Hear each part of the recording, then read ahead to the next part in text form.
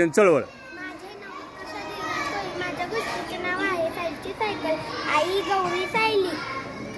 सायलीच्या मैत्रिणीकडे cycle होती. ती रोज शाळेत सायकलीवर बसून यायची. सायलीने आई बाबांजवळ सायकलीकडे घ्यायचा हट्ट धरला. सायकल वरती बसायला सायली घाबरत होती. आईने सायलीला सायकलच्या सीटवर बसवले. सायकलीचे हँडल सायलीला पकडायला सांगितले. सायली हळूहळू हँडल मारू लागली. सायकल थोडी पुढे गेल्यानंतर आईने हळू सायकल सोडून दिली. सायली घाबरल्यामुळे ती सायकलवरून